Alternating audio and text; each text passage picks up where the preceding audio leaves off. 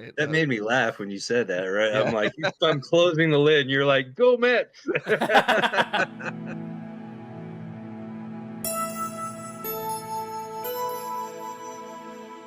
Hello, dear YouTube Sangha, and welcome to the first ever episode of, what shall we say, Steps Along the Path.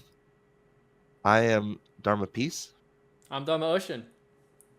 I'm Dharma Sense. Welcome to our channel.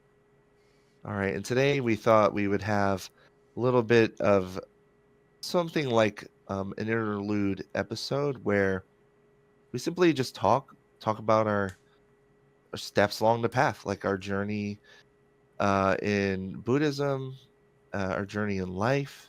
So today is just a loose discussion, and I hope that our YouTube Sangha can feel like they're getting to know us a little bit more. So, so since you had a few questions for us, I was just asking you before we began recording because I honestly don't know. As long as I've known both of you, I don't know the answer to this question for either one of you. Even in our in-depth discussions about Buddhism, just this fundamental sort of question is Buddhism a religion, or do you consider it a religion, or do you consider Buddhism a practice, a philosophy? Where do you fall in that general concern?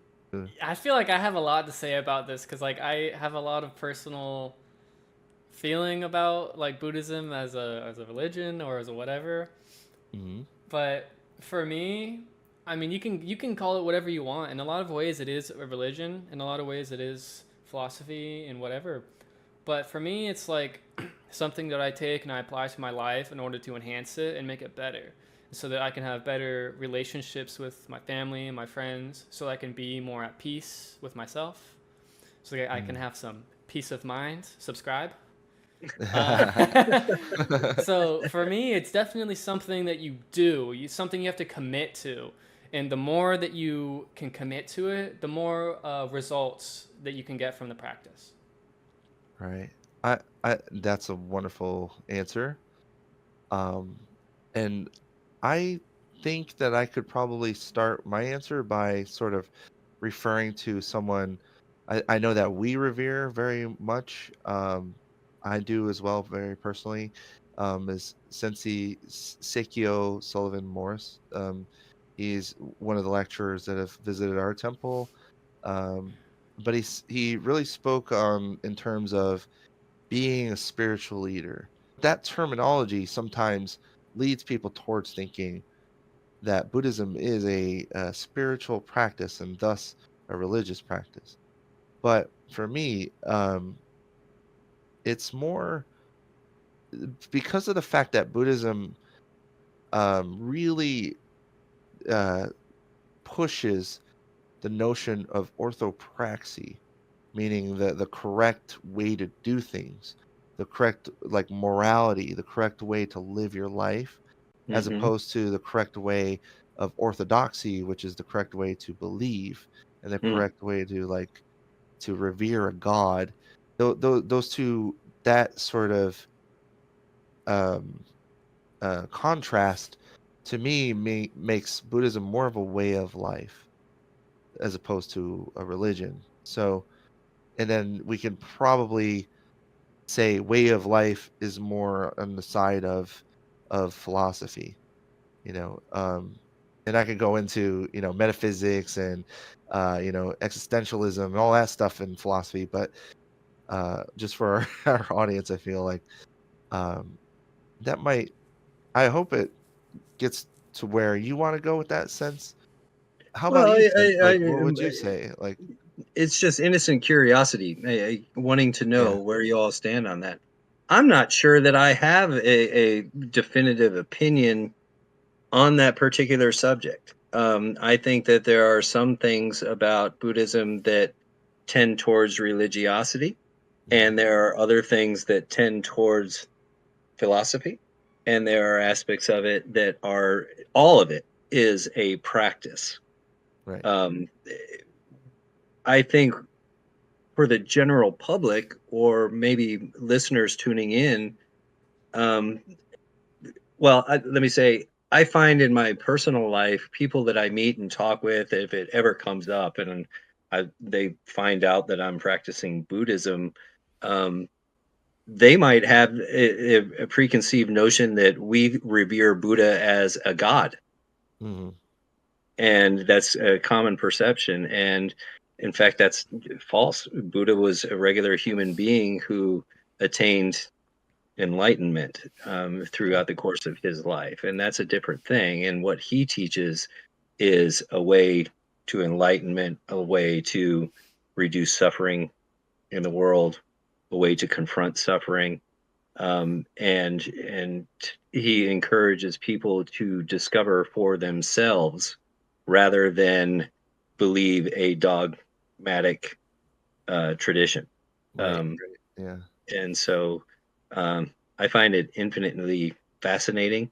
I find that there's an intellectual infrastructure associated with Buddhism. You open it up and it just leads to more and more and more. And it's just, right. And it's something that you thought that you had a good understanding of.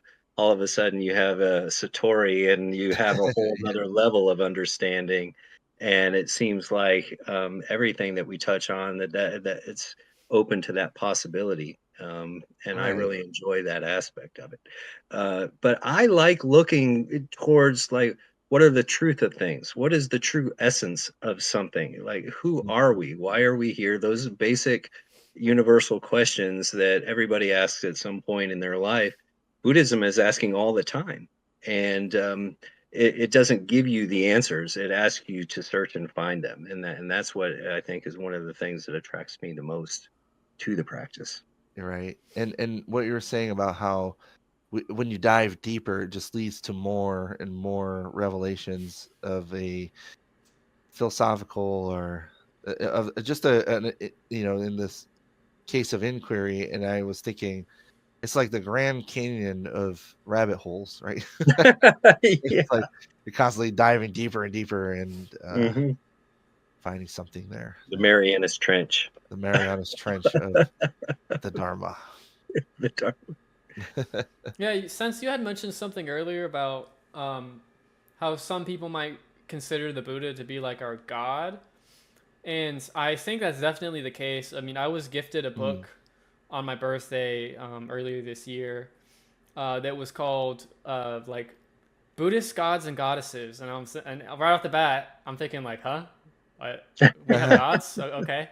Yeah. So I'm looking through it, and there's oh well. To be fair, I think there's also Hindu gods in it, so that could be where they get the Hmm. title from. Right. But Mhm. it was showing pictures of like the green Tara and like all the bodhisattvas and like a lot of Vajrayana Buddhist sects kind Hmm. of deities. And there's definitely branches of Buddhism that are more On the religious side, yeah. religious or spiritual, however you want to Mm. call it. Um, but they consider certain beings as being more like deities rather than um, like a symbol for something, Yes. or rather Yeah. than being, they kind of over exemplify the Buddha Hmm. or Amitabha, as Hmm. being a kind of god, which I Yeah. don't necessarily agree with, but I guess I don't really disagree either. What do you Right. guys think? Is Amitabha and Mm. Avalokiteshvara, are they deities or what? So yeah, Amitabha Buddha, the Buddha of the Pure Land, which is this one, actually. Um, he, so yeah, in Pure Land Buddhism, he's revered almost like in a like soteriological sense. And so in religious studies, that means he saves people from some kind of upheaval. But the thing is that it's kind of like the talk that I gave before. You guys know what I'm talking about, but but basically, I gave a lecture about Pure Land Buddhism and how a lot of this is it actually has something to do with the mind.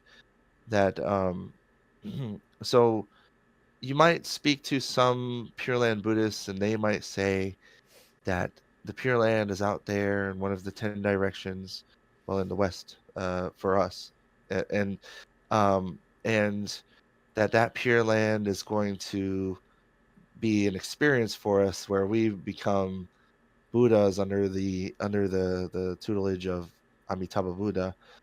And so they might take that literally in a faith-based sense.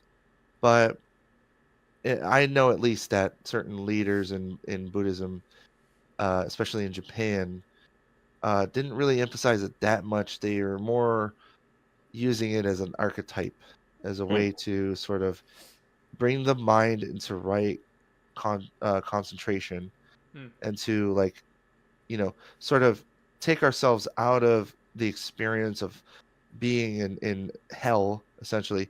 What they call in Japanese mapo, which means like a feeling of dread and end times, something like that.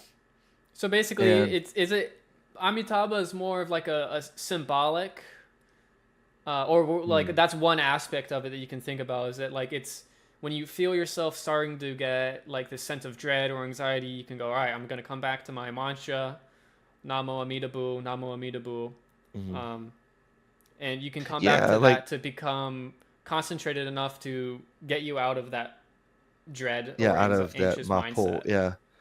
right. That like, so some people like might see it that way. So if you ask this Buddhist, I would tell you that is what the function is to cultivate right concentration with the single pointed concentration, so that the mantra itself, if you do it enough, you can have one point in mind.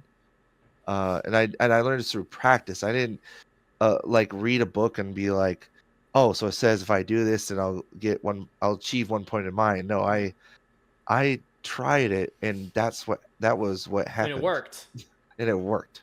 Yeah, So that mantras are amazing because I totally was underestimating them as a anapanasati practitioner. I was like, oh, mantras, like that's just, it's fun, but where's the concentration? But then I tried mantra meditation, like genuinely, like really put myself into it on this past Tuesday, and it was like amazing. I was like, wow, this is such an incredible experience, and you really can get in the pocket. Yeah. Yeah, that's really I for got a one of Buddhist. these guys going. Oh, you got a frog. Oh, the frog. Yeah. Yeah, let's Yeah. hear it. I think the Oh. mic muted it. Yeah, the mic is muting the sound. Yeah, That's we won't be able to hear Oh, it. is it? Yeah. But But if you put it if it right has up ribs to on it, you're actually supposed to rub the mallet across the ribs. Oh yeah. I've been using it along with the Heart Sutra YouTube video, that the one that I sent you all, that I love so much, especially when they get into the mantra at the end, the paragate parasamgate. Yep. Oh yeah, that's a good mantra. And the way they do it, their melody with it is amazing, and I just love it so much. So I think by now it's safe to say that the three of us can say there's something to gain from Buddhist practice. And I think that it mostly related in the beginning to mindfulness training, like training for meditation and overcoming psychological problems, right? Or and I think that's where problems a with lot of body. people start, is like they come to Buddhism because they're so interested in mindfulness and meditation, and they're like, they start to see the benefit of it when they practice. They go, wow, maybe there's more to it. And then they really get turned on to Buddhism, like, oh man, like what else can this do for me? And then you find the precepts, you find the Four Noble Truths, and you're like, wow, there is so much to this to explore. So at least that's how I feel. Yeah, I think I agree. And I think that that's something that the three of us, and then some of our peers at our temple, that's what is in common with all of us, is that we saw the benefits of the practice itself. But like, I found that it's not disparaging these people or this kind of person, never. But some people would probably choose Buddhism for stylistic reasons, like because they they like the temple, the way that the architecture looks, or and but that's what's in common with us, is that we actually commit to the practice. And that's not to say that we're anything special or We're not somehow. saints.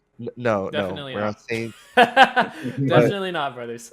Yeah. I just, yeah, Right. exactly, yes. But I just want to say that that is something that I find, at least it's true from my sort of observations, and I've been in this game for about over 12 years now, Yeah. like in Buddhism. Mhm. So um that's something I found in common with most like seasoned practitioners is Right. that we got something out of it psychologically in our daily lives, even in our work life. There was some benefit to it that just improved everything, just improved.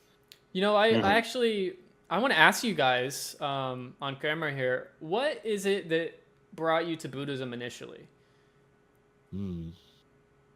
You want to go first, Peace? Sure. Well, okay, now that I talked about the stylistic things, I can't deny that like you could even ask my family members. I've always had an affinity for the image of the Buddha, um, and meaning that I was always curious about the Buddha. Like the first time I ever got like a language tape, um, and was trying to learn like Japanese for whatever reason. Uh, I like because by that at that point I wasn't even like a so-called otaku at the time. I was just curious about learning a foreign language. But I leaned heavily towards Japanese, and then on that tape it had an image of Kamakura Buddha, and that Buddha, caught my eye, caught my attention. And then one day, in sixth grade art class, I for an art project in sixth grade, I sculpted a Buddha out of clay. Cool. And it was the Kamakura Buddha, and it came out so nice, and I had it on display in my home, like on my dresser, not too unlike what is behind me here, like something like that. And then, anyway, but at like I started out like almost like a so-called non-denominational Christian, uh, and but then and in fact, at some point during that time, I kind of shunned the image of the Buddha as like an idol, which was, what I mean, like, but it was I had such a conflicted emotion about that. Um, so anyway, fast forward into when I finally joined the army. Um, well, I experienced a lot of uh, just craziness, lots of violence. You What might year were even you in the army? well, I joined the army in 2005. So we were in the throes of the war on terror, um, like right in the middle of it all. Uh, I was first stationed in Korea, and I wouldn't even say that was when my Buddhist journey started. The whole time that I was in the army, when I went to Iraq, I was actually reading the Bible a lot. Actually, Hmm. read the Bible cover to cover. I studied the Bible very closely. But and that's not to say that I have nothing to say about Christianity other than I'm Buddhist. Let's just put it that way. Well, all of But us do have a lot yeah, of exposure to Christianity, though. yes, To be Yes, fair, I know for sure. Sense also does, and I do myself. yeah, and I have a lot of loved ones who are Christian. Christ to me is a very important person, Hmm. someone I revere actually. So Me too. Yeah. um, Yep. yeah, Likewise. but so I anyway, after Iraq, and all the murder, bloodshed, and terror that I experienced, I had lots of trauma. Um, and then I was actually on the verge of self harm, termination, you might say. And when I found myself lost and sort of, let's say, homeless from my decisions, and all my karma just kind of put me there. I Before all that, I practiced. I just tried it one day. My friend had the book on loving kindness meditation, Mm. called Metta Bhavana. Hmm. And I tried it, and you know what? It worked, and it didn't just like work. It like worked the first time, and then I kept doing it. Isn't that And little amazing? by little, it took away a lot of my pain, a lot of my self hatred and anger towards others. Like what I perceived was other people's fault, but Hmm. like a lot of my own, a lot of what happened with me and a lot of what choices I made were mine. They were mine to bear. But Metta Bhavana showed me how to fix that problem, loving kindness.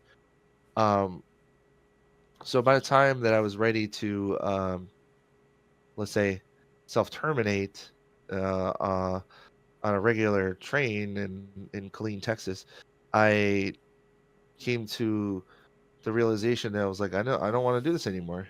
I don't want to. I was like, this is the lowest point that I can reach. I know that, so I think you know it can only go up from here. I can only get better because I Mm. did improve, like my mind state, everything that I Would you say believed. that it's significantly better today than back then? Absolutely, yeah, like that, like um, the Buddha's methods of self love, uh, regarding others, sort of coming to terms with your karma and afflictions, those things really help. Mm. Like they're like, it's like you're sick, here's the medicine, take it. And It really and is like a prescription. I mean, yes, he's got a prescription for everything. yes, Basically, a I mean, if you prescription read the for sutras, it'll be real all. specific about certain things too. Like if you struggle with Yeah, lust, there's a meditation for that. If you struggle with yes, fear of death, there's maranasati. You know, it's yeah, like there really is like any problem you have, the Buddha's probably talked about it.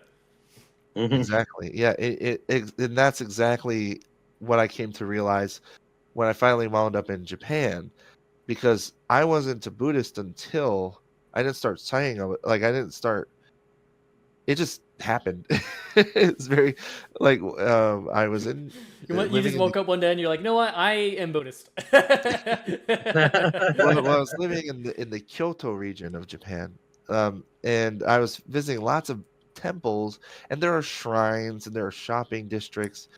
But I always wound up at the Buddhist temples, and I mean the Buddhist of the Buddhist temples, not like, I mean, I was at the Honganji, or I was at, Midera, or some, which those are temples in Japan that are closely linked to Buddhism. And like, let's say you go to like Fushimi Inari Taisha, which is the where all the red gates are, red torii gates. That's a Shinto shrine.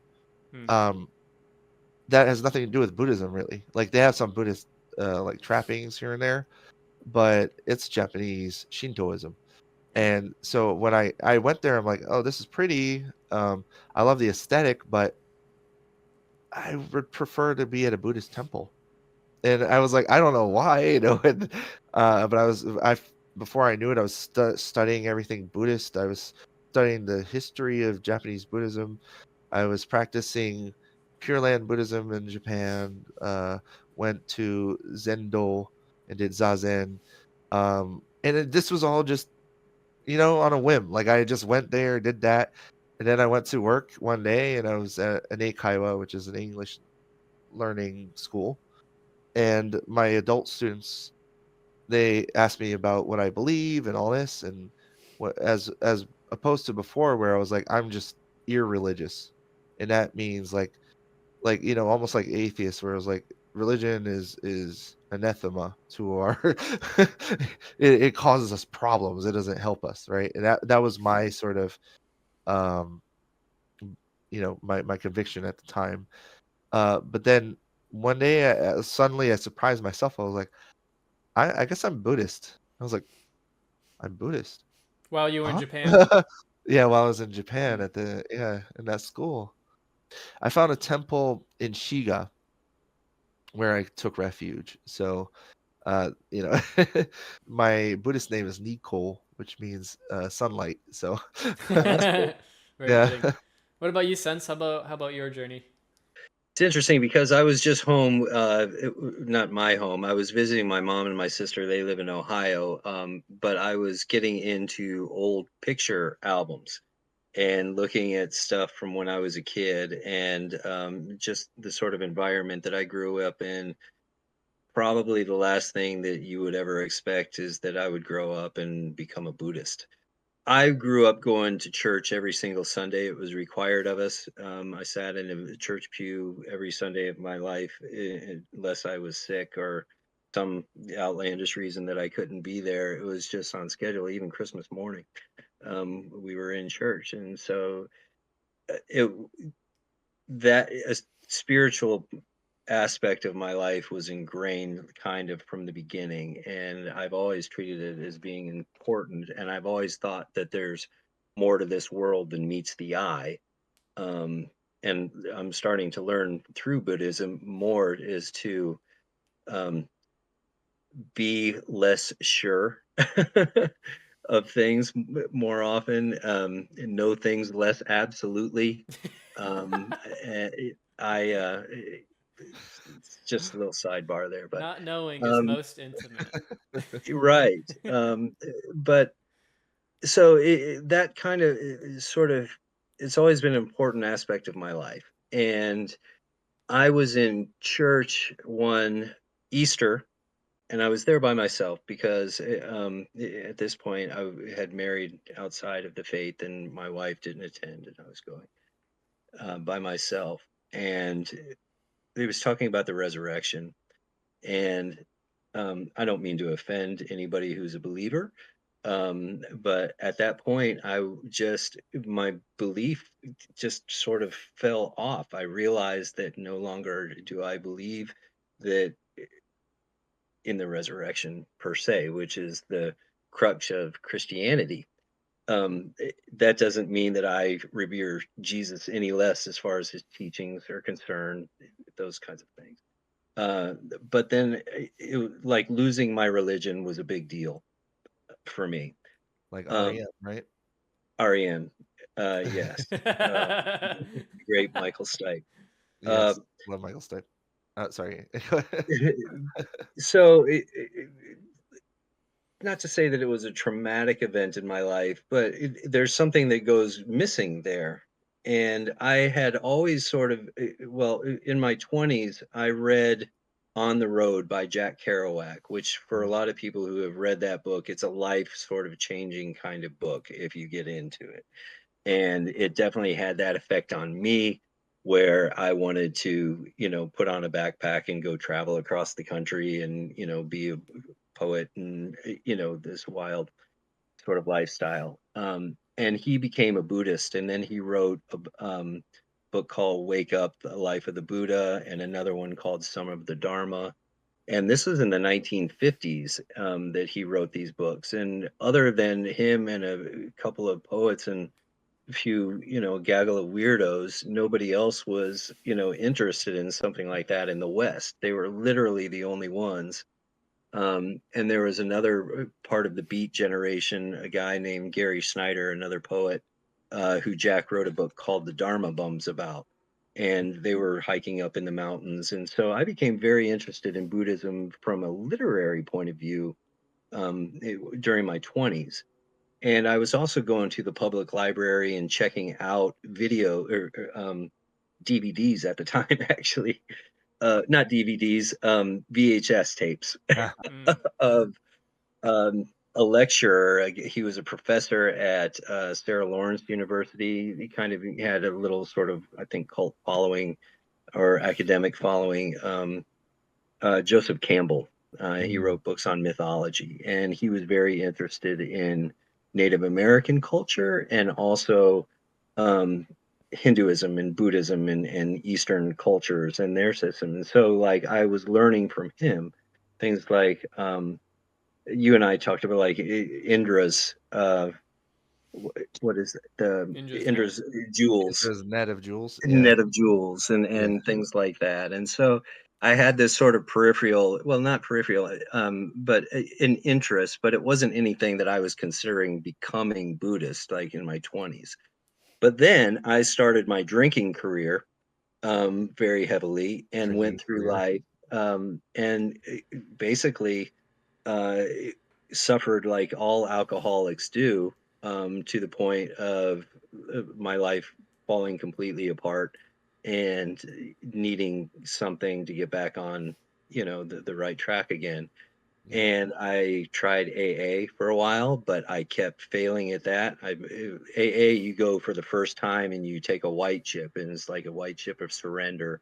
And I probably have about a dozen of them. So I would like commit to it and then fail and commit and fail. It just was not working for me.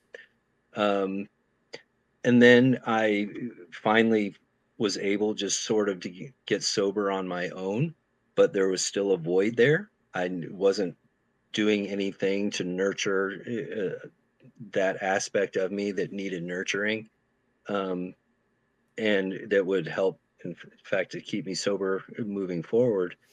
And so I started looking into Buddhism again, and I started reading, getting some books and reading about it, and attending the temple more often, and participating, and then decided this is for me. Um, And how long ago was that it, that you started coming to temple? a little over a year and a couple months.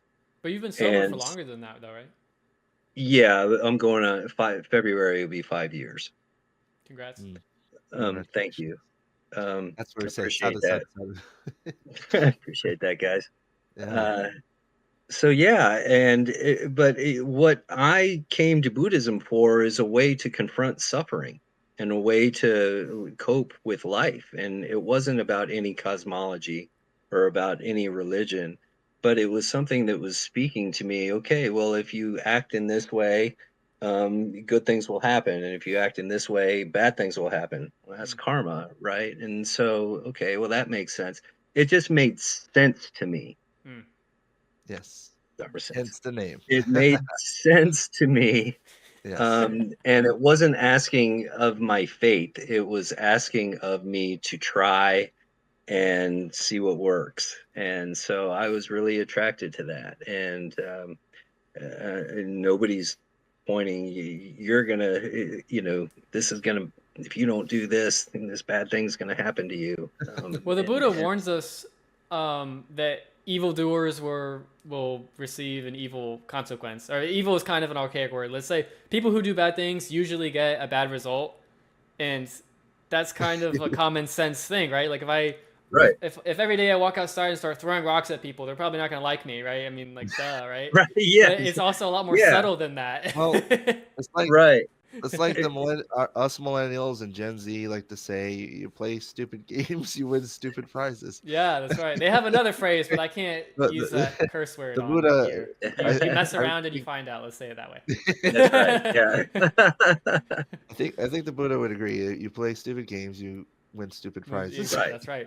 And I always love that saying because as a Friday coach at my school, um, I'm sure I'll be saying it to the middle schoolers here and there, but thank you for that lovely testimony. Sense is, um, Definitely. and just to kind of coattail that, I want to say that when we say that Buddhism really has the power of redemption as well, like we want to reform our minds and our behavior and our way of life, and the Buddha gives us this wisdom that it's like this: if you want to redeem yourself, if you want to get off that path and get on the wholesome path, these are the ways. These are the steps. That's You true. know, It's never too yeah, late to start changing your life around and to really like do a 180. Mhm. You exactly. No know? matter where you are, what you're up to. Yeah. The odds Um, might be against you, but you can prove other people wrong who doubt you. Like, and people might be like, "Oh, like you're not good enough, and you're never gonna make it." And then you can prove them wrong, dude, and be like, "No, I yeah, really am gonna start living a good life, and show you that I actually can do this." You know. And I hope exactly. that there are people who feel empowered by that. Yeah, yes, Absolutely. well said. Um, You know, but Ocean, yeah, my sorry. coming to Buddhism is maybe not as dramatic, but I definitely struggled a lot with depression in college and anxiety for the past 9-ish years. Mhm. When I first came to Buddhism, at first it was kind of like a intellectual perspective of like I wanted to learn more about it because I thought it was fascinating and like um, I thought that Eastern philosophy was just so different to me and I thought it was interesting. Um, but then I started reading uh, this book called What the Buddha Taught by Raul Wapola, and it goes very deeply into the Four Noble Truths and the Noble Eightfold Path and the concept of non-self. And I thought, wow, there really is something to this. And it was Hmm. at a time in my life where I was struggling with a lot of anger at an ex-girlfriend that I had who was lying to me and like had done a lot of wrong to me and my friends, and I was really struggling with that. And I was thinking, well, maybe I can take this practice and apply it to my life and really start turning things around so that I don't suffer as much. And just like what Sense said, I came to it because I wanted, I learned about the Four Noble Truths teaching that there is a path that leads to the cessation of suffering. And that was like, it turned me on immediately, like, oh my God, I suffer so much and there's a solution to it. This is crazy. Like I have to know more, Exactly. right? Yeah. And Mhm. so ultimately, that's why I practice Buddhism, is because I don't want to suffer. I don't want to allow myself to be angry all the time. I don't want to be like stuck in my sadness and just like have the weight of the world on my shoulders and then just not be able to breathe. Like I want to do something about it. Um, and so, So- yeah, that's when I started practicing Buddhism. Was about a year and a half ago, and I've only gotten more and more engrossed in it as time has gone on. Well, Yes. you're definitely like the youngest of us, which, but to me, that speaks a lot about your innate wisdom. Like we had to go through a lot of hardship and a lot of bumps on the head to finally see stop seeing the stars and seeing like reality for what it is, and then you sort of you're able to realize that that is like the wholesomeness of Buddhism before. That's uh right. I think yeah. there's I'm not sure exactly why that is, but for some reason I have this. I seem to feel like a kind of affinity with Buddhism that like, Mm. I'll read sutras and I'll kind of understand what the Buddha's talking about. I'm like, no, that makes sense. I feel like I've experienced that, or just I've got that awareness in my mind that like that this is truly how things are. Hmm. Um, Yeah. and I mean, not to toot my own horn or anything, but like my mom has said before, like you're wise beyond your years, and I'm like, am I really? Like, you know, but Well, I would say I that think that is any. a fitting description. Yeah. He said innately wise, and I would second that. Mhm. It's something that you kind of just sort of ooze. oh, thank you. It's Yeah, I try to make good decisions because I think that yeah. that's really gonna make me happy and will make the people I care about happy. And honestly, I just want to live a good life. That's all I really care about. But the best way for me to do that is to really commit to the precepts, to commit to the Brahma Viharas. Mhm. We'll That's right. probably talk about the precepts in a delicious Dharma at some point. So stay tuned. Yeah, that would be wonderful. Oh, and that's what the Venerable Thich Nhat Hanh called them. Right? He called them like the wonderful mindfulness trainings, or the Yeah, the one. five Yeah, mindfulness trainings, I think. Yeah, right. yeah, Yeah, the wonderful precepts you would call them. right. Yeah, Well, So that's but the they are. kicker, is that it does lead to happiness. And I think there's another common misconception, because like the first noble truth, you can say all life contains suffering, or there's many translations, but if you go like the just granite old, all life is suffering, it gives it sort of a negative connotation, like, oh, that sounds not It so sounds fun. nihilistic on the surface. I agree. Yeah. Yeah, but once you realize that's not really, once you look deeper, then it's really a practice of happiness, and you find happiness, and there's a bliss in blamelessness, that I think has been attributed to the Buddha, that comes from the ethical practices, and I find that to be true. The more wholesome that I behave, the less guilt that I have about mm, my own behavior, the happier I am. And these yes. are, I mean, life is hard, not to say that. But basically, the outlines of Wright's speech, it's not hard to understand. You know, those are don't talk behind people's back, don't gossip, don't lie, don't, you know, like that's pretty It's easy. very You know, simple, for right? the Like most part. the Yeah. Noble Eightfold Path and the five precepts, they're very simple. Like Buddhism can be put so plainly to people. Don't The kill anybody. Right, exactly. Like it's, Please don't. but the Yeah. thing is that it can be really, really hard because you'll be stuck in a habit that you've built over decades, and you're like, how am I going to get myself out of this? Yeah. Well, there's a method to do that, but you're really going to have to put effort into it, and that's why effort is part of the Noble Eightfold Path. You have Yes, to put right. effort Yeah. into this practice to really Effort get the into it. results. You can't be lazy. Yep. Yeah, I even I always have to sort of remind myself and others like right effort is a thing. And that really is where The wisdom last one that I ever focus on yeah. for And it's some the And one reason. yet, but it's probably one of the most important. It's Of like the course, most one of the most important. important ones. Yeah. It's what Right, it leads is, it really into is. right mindfulness and right concentration. Um, because without right effort, we can't maintain wholesome states of mind, and we can't help prevent unwholesome states from arising. Yeah. Um, We always and just take it for granted, like it's there. Oh yeah, of course. How ironic, right? It's like, yeah, sometimes I sit and I'm like exhausted, and I'm like, "What is wrong with me today?" And I'm like, "Well, I didn't make the right effort." Oh, Mm. and then all of a sudden the weight is lifted. And I'm like, "Oh, I sit up straight. My whole posture improves. I start breathing mindfully." I'm like, "That's what that's all it was. Is like wrong effort." Yeah. Now, and then you transform that, and all of a sudden, you're literally more upright. You're a little more, as Japanese say, genki. Yeah. You have that energy starts to flow. Uh, Right.